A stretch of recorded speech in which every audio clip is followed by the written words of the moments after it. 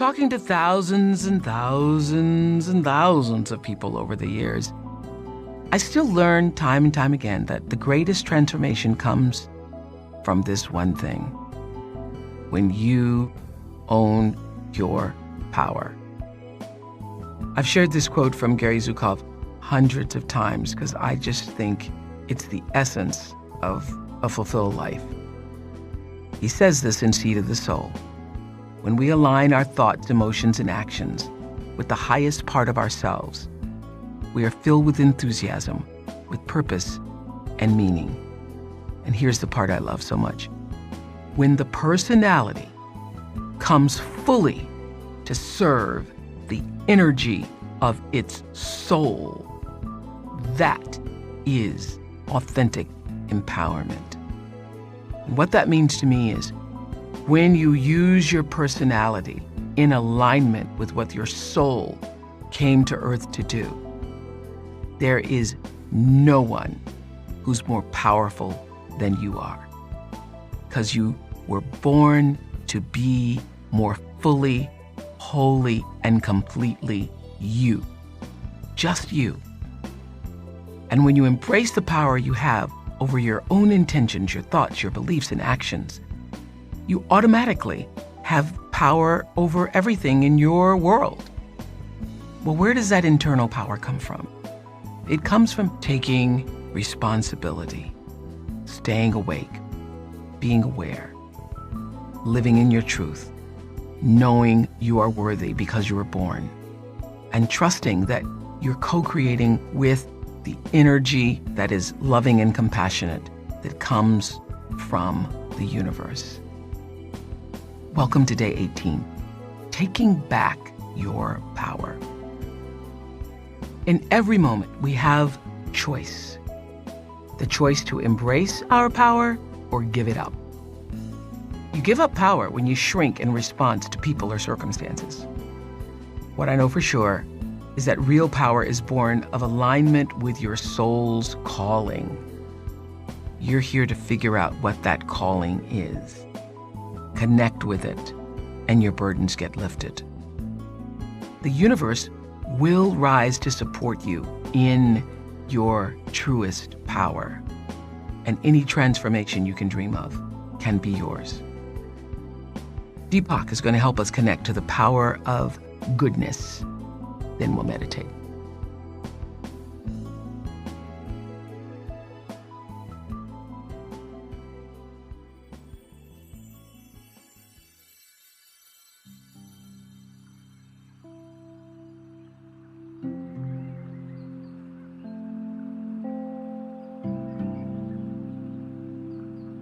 Without wanting to, we gradually find ourselves giving away our power. This happens in countless ways, most of them unconscious. When you're dominated by someone in a relationship, you've surrendered your power to be an equal partner.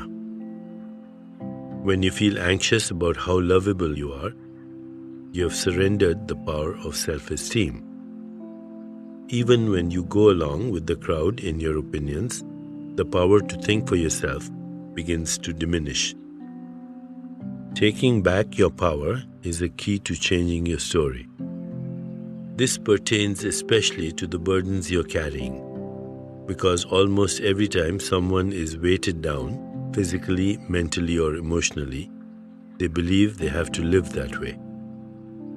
The feeling of being trapped can have tragic consequences, as when someone feels powerless to leave an abusive situation. From the outside, an observer might say, "Just walk out. What's wrong with you?" The same way, one might look at excessive weight and say, "Just stop eating. What's wrong with you?" This is a false perspective. We become who we are either by having power or giving power up. Once a person feels helpless and powerless, that's who they feel they are. It's not like a coat you can take off whenever you want to. Every day, our lives are shaped by themes we don't even realize are part of us. So what causes us to be shaped in ways that make us feel powerless, helpless, and victimized. Certain cultural forces are invisible, pressuring us without being noticed. Some of the most pervasive themes that get reinforced in society are winner and loser, lovable and unlovable, victim and perpetrator, smart and stupid, beautiful and ugly, givers and takers. These are boxes we slip into over time. If you are a lovable winner, society sees you and knows you. But the same is true if you are an unlovable loser.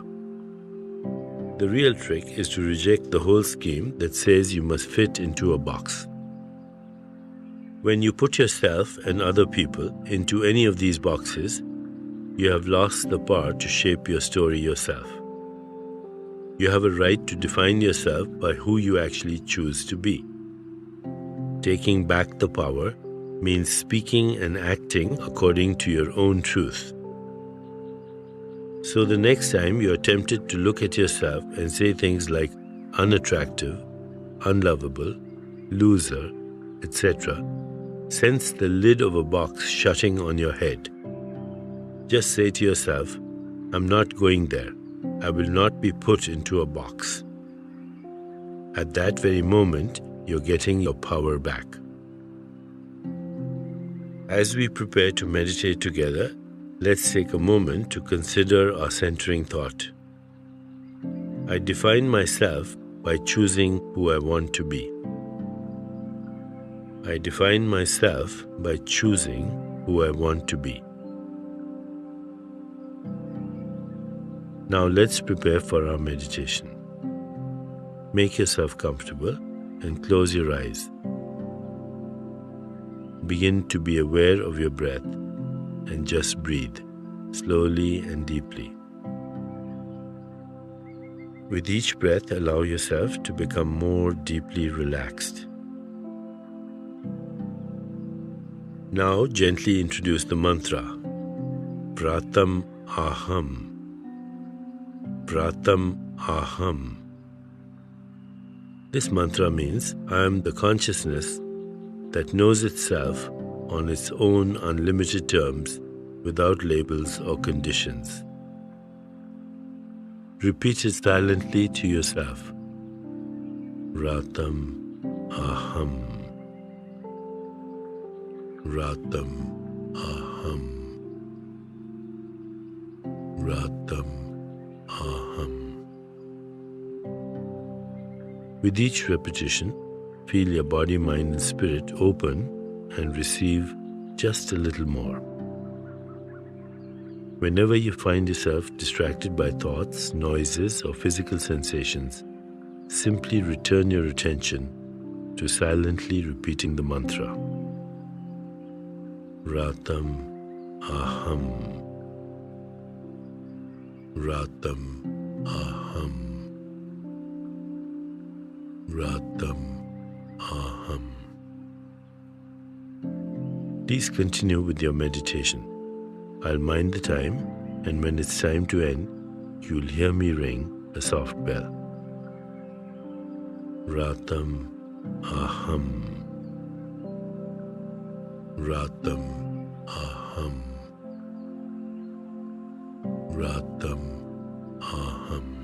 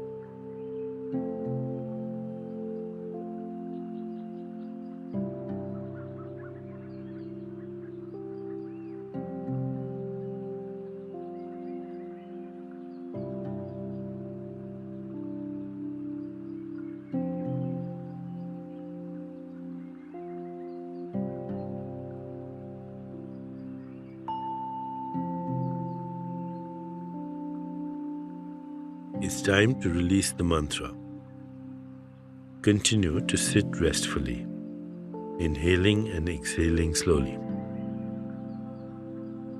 When you feel ready, you can open your eyes.